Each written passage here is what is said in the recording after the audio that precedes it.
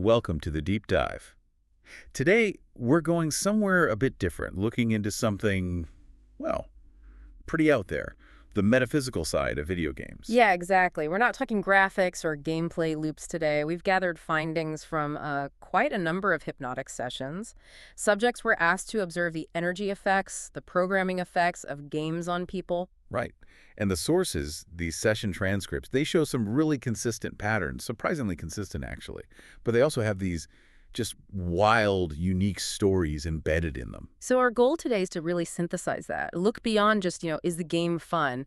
And see what these deep dives suggest is happening energetically. We're talking energy drain, programming. And highlighting those really standout individual observations, too.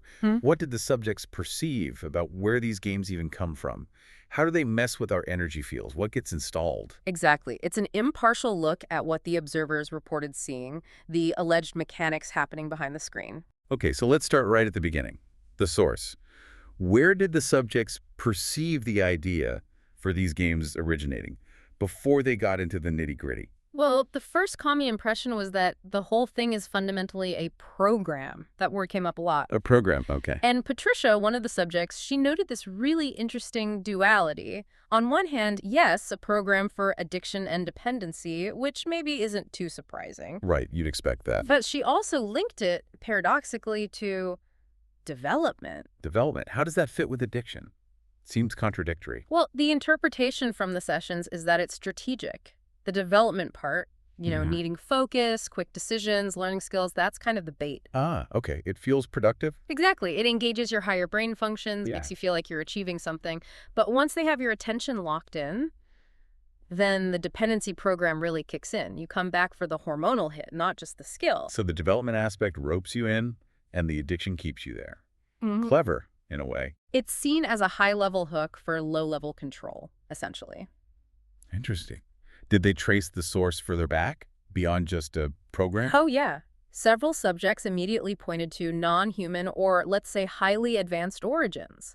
Anastasia and Lily, for instance, they both brought up artificial intelligence right away. AI, like specifically. Anastasia mentioned a literal AI source generator. Lily talked about extraterrestrial laboratories studying the human brain through these games. Wow, okay, so we're talking potential non-earthly origins, according to these perspectives. That's what they perceived, yes. Operating way beyond standard human tech development. And there was that visual metaphor, too, from Sabrina, about a tunnel. Yes, that was striking. She described the initial transfer of game info as like looking down a tunnel, information, and what she called encodage, like rapid encoding, just rushes through it. So, like an information fire hose, bypassing critical thought. Pretty much. It speaks to the speed and the sheer volume of stimuli being pushed into the player's awareness. It floods the system, straight into installation mode. Okay, so the perceived origin is advanced, maybe AI or ET, using development as bait for addiction, delivered via this high-speed tunnel. Let's get into the effects on the player then, the immediate impact. Right, and this is where it gets quite consistent. Subjects looked at players after just 1 hour of gameplay, and that time frame, 1 hour, kept coming up. Just 1 hour, that's barely warming up for a lot of gamers. What happens? The absolute core effect, seen again and again, was dissociation, an acute vibrational shift leading to detachment. Dissociation, like just being distracted or something more. Something more, according to Oriane and Michaela. They described it as a detachment from physical reality, from the present moment. Oriane used words like flotation, being off-center. Floating, Yeah. off-center, so not fully grounded in your own body. That's the idea, a literal vibrational unanchoring from your physical self and surroundings. And didn't Miriam have a specific visual for that, like an energy copy? Yes, she saw the player having this, pixelized screen or an energetic double right next to them. Yeah, suggesting the player's actual focus, their core attention, a part of their essence, was literally pulled out and held by the screen's mechanism. Physically, you're there, but energetically, you're displaced, tethered to the game. Okay, that's unsettling. If you're energetically off-center, what does that feel like? Physically, emotionally? Because it must be compelling enough to keep people playing despite this. Well, vibrationally, it was described as really turbulent, uncomfortable. Patricia felt actual electricity running through the player's energy field, like a forced artificial buzz. Not a pleasant buzz, then. It doesn't sound like it. And Federica, she used even stronger imagery. She called it an ondata di fuoco, a wave of fire. A wave of fire. Yeah, hitting the player, kind of stunning them, disorienting them, and actively deflecting them from their natural grounded state. Wow. That sounds less like distraction and more like a direct energetic hit and override. It seems designed to be an immediate shock, yeah, to establish that altered state quickly, and that this chaos, energetically, it's mirrored emotionally. Right. Oriane and Camilla both observed this wild mix of emotions happening simultaneously. Highs like excitation, joy, right alongside lows like frustration, sadness, even anger. All at once. That sounds exhausting. Why such a contradiction? Oriane's observation was key here. This extreme emotional cocktail is totally unmanaged. It's not processed. It just washes over you. Like emotional whiplash. Exactly. You get rewarded the joy, the win, and then immediately punished or frustrated on repeat. So you're left volatile, probably drained, but you get hooked on the intensity of that swing itself. Hooked on the roller coaster, not the destination. Yeah. Okay, that covers the immediate surface impact. What about deeper down, consciousness? The subconscious, or what the sources call the subliminal self. Right. The subliminal self in these contexts often means that deeper intuition, your connection to higher awareness. Oriane found that game immersion leads to a major detachment of life for that part specifically. So the inner compass disconnects first. That's the suggestion. It sort of checks out. The conscious mind gets pulled too, but the subliminal self detaches more profoundly. And if that deeper self retreats, what fills the space?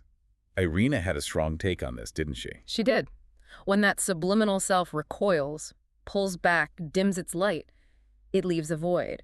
And that void is apparently where the game's programs, its vices, get installed. So they target the subconscious space specifically. It seems so. The conscious mind might get tweaked, but the deep, long-term programming goes into that vacated subconscious territory. Patricia backed this up, saying the unconscious is programmed and manipulated, and that then drives the conscious mind's actions. This sounds like it's deliberately weakening your ability to think for yourself in the real world. That's precisely the implication. Sabrina used the term affaissement, like a sagging or weakening of your natural ability to reflect. Miriam observed that the sheer noise and data volume from the game just takes up so much brain space. That there's no room left for quiet thought. Exactly. Little room for reflection or real-world analysis. You end up, as Oriane put it, next to herself, detached from natural thought, running on the game's imported code. Okay, so dissociation opens the door, the subconscious retreats, and programming fills the gap. Let's dig into those programming mechanics. How does the addiction actually work? Right, because dissociation is step one, but addiction is the engine. There are the visible chemical parts and then these invisible energetic mechanisms. Let's start with the visible, the reward system everyone knows about. The dopamine loop, yeah. Miriam and Federica detailed this. It's all about immediate gratification, these intense hormonal surges, especially dopamine. The chemical high. But it's crucial that this artificially jacks up the dopamine so high that it creates intense addiction, followed by an equally intense engineered feeling of lack or emptiness when you stop. So it creates the craving by first creating the extreme peak, then the valley. Precisely. The system gives you the drug and the withdrawal, ensuring you come back for more. But that's just the chemical layer. The sources point to something more direct, energetic, electrical even. Electrical, how? Federica describes seeing a literal fascio electrico, an electric beam or ray coming out of the screen. Out of the screen. Yes, and hitting the player's brain directly.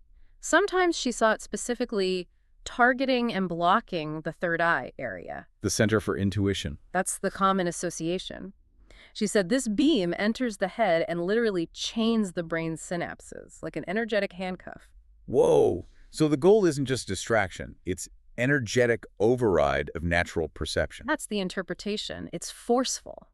And Patricia added another layer to this. She saw energy beams, faisceaux, flowing between the controller, the gamepad, and the screen. Between the controller and the screen. Yeah, she perceived that the act of holding and using the controller actually creates this energetic circuit or modifies your field, making it easier for that beam from the screen to transfer into you. Like the controller completes the circuit? Something like that. It facilitates the connection. And Patricia also offered this key concept for why this happens. Inversion. Inversion. What does that mean energetically? It's seen as flipping your natural energy flow. Normally, your focus might draw energy inward for self-awareness, grounding, internal processing. but the intense focus on external targets in the game. Patricia saw that as creating an inversion. How so? It forcibly redirects your energy outward, towards the screen, the game's goals. It cuts you off from your inner, subtle self. Energy meant for internal growth gets hijacked for external programmed tasks. Okay, so beams, controllers, inversion. What about the actual content being programmed? The messages, the visuals? Orion talked a lot about visual stimuli. Color codes, she called them, and specific patterned images. Not just random graphics, then. Apparently not. She stated these are specifically designed to grab and manipulate your attention, and the chilling part. She said they literally print on the back of the brain. Print on the brain. Like an after image, but persistent. Acting as a constant sensory ping that pulls your attention back to the game even when you're not playing. Anastasia agreed, saying the images are completely codified, and these codes penetrate your energy body, giving the system ongoing access. So the game keeps running in your background processes, essentially. What kind of messages are encoded in there? Orion consistently flagged the theme of being the best, compete, dominate, win. That hits the ego hard. Makes sense. Anything else? Anastasia noted the normalization of aggression. It's not just about letting off steam. The session suggested it actually desensitizes the brain to violence and gross social actions. It installs a new baseline for acceptable aggression. So you take that normalized aggression out to the real world. That's the implication. And it wasn't just aggression or ego. Anastasia also found subliminal financial programming. Money. Through things like the sounds of collecting virtual coins, the constant display of in-game currency. She observed this creating a vulnerability towards money. Training habits of frequent, maybe impulsive spending. Wow, so it's a whole package deal. Aggression, ego, money habits. Comprehensive. Seems designed that way, affecting multiple facets of behavior. Can we make this more concrete? Did the subject see differences between game genres, like shooters versus sports games? Definitely. Let's take shooter games first. FPS. Orion saw the effect as immediate. A huge spike in aggressive energy. Right. And the rapid installation of what she called a him or me program, lui ou moi, a very basic, zero-sum, survivalist mindset gets embedded in the mental body. That sounds intense. Sabrina mentioned the sound design, too. Yeah, the constant loud noises, explosions, gunfire, it creates an energetic shock, she said, which further separates you from your immediate physical environment. And this links to real-world behavior. Maria and Anastasia explicitly made that connection. They saw this genre as potentially fueling real-world aggression, bullying, a loss of empathy, because you're practicing those behaviors consequence-free for hours. You're desensitized. Okay. What about seemingly less violent games, like racing or sports games? Still problematic. Still very much focused on the ego, according to Orion, dominated by the I win, je gagne mentality. What's the competition aspect? Yeah, and she observed the physical body becoming really contracted, tense. Victory becomes the absolute priority, even over your own physical well-being in that moment. And what happens to everything else? Your awareness of the room, other thoughts. Orion described the rest of the player's focus as being a tent basically turned off. The outside world just vanishes. Total tunnel vision on winning. Okay, so common threads. Dissociation, dopamine hooks, specific programming for aggression, ego, money, delivered via energy beams and visual codes. Let's shift gears now to the really unique stuff. The individual case files and visions. These got pretty wild, right? Yeah, absolutely. This is where you get into the deeper architecture and the really specific, sometimes disturbing individual interactions reported by the subjects.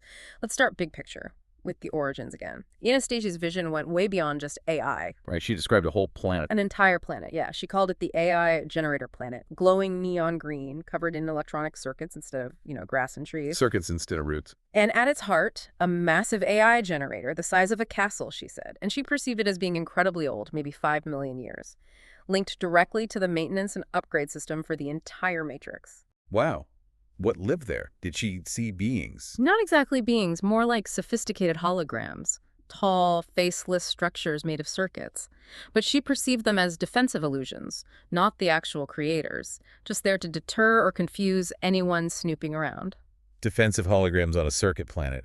And how did this connect to the creation of our reality, the Matrix? Her session suggested that way back during the Matrix's initial creation, this generator was used by what she called a bulb of energy, a false light entity that apparently feeds on cosmic plasma. A plasma-eating false light entity. Yeah. And this entity supposedly collaborated with the Archons, a term you hear in some esoteric circles for controller-type beings using the generator to beam the project plans, including the gaming aspects, towards Earth via ultrasounds. Ultrasounds from a 5-million-year-old AI generator used by plasma eaters and Archons. That's definitely out there. It's a very specific, very high-level cosmology described in that session, yes. And switching from the cosmic to the, well, more terrestrial, but still unusual. Patricia had a specific take on the human element driving this, linked to transhumanism. She did. She perceived a connection between the core idea behind the drive towards virtual reality and merging with AI and a specific figure, Elon Musk. Really? What does she see there? She described him as carrying this potent creative drive, but also having reminiscences of tools like knowledge or blueprints from other dimensions or past existences. Okay. And the perceived goal driving him, in her observation, was this ambition to collaborate with AI to create something entirely new, a physical, human-AI hybrid brain entity right here in the material world. So taking the virtual reality concept to its ultimate conclusion, an actual merger. That was her interpretation of the underlying drive she observed. All right, let's bring it down to the individual player level again. The stakes seem really high. Federica saw the subliminal part literally being kidnapped. Deribata, yeah.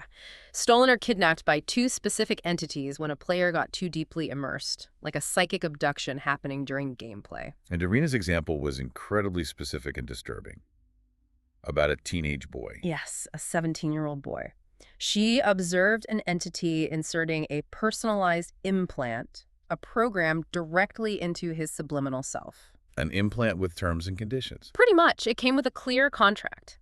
He had to give up his sexual energy produced on command by the entity, and he also had to actively recruit others into the game system. Recruit, like bring more players in. Yes. And this was presented as the explicit price for being allowed to keep playing, to maintain his access to the addictive state. Irina directly linked this setup to severe aggression and drug problems later in his life. So the game becomes a mechanism for energy harvesting and network marketing for entities, paid for with life force. That's grim. It paints a very transactional, very parasitic picture. And Oriane had another case focusing purely on energy drain. The dragon child. The dragon child. She observed a specific child whose vital energy was clearly being siphoned off by a large dragon entity, which was the main interferent in his life. The video games didn't create the dragon connection, but they significantly augmented its influence. How do the games make it worse? They provided a high-quality energy source. The child's mind became so obsessed with the game that even his sleep was disturbed. He wasn't resting. He was subconsciously running tactical plans for the game all night long. So nonstop mental energy output, even while sleeping. Exactly. This constant focused mental energy was easily harvested by the entity. The game ensured the mental faucet never turned off. It's crucial to remember, though, the sources weren't all negative about virtual spaces. Christina found something different, right? Yes, that's an important counterpoint. The Andromeda Cloud.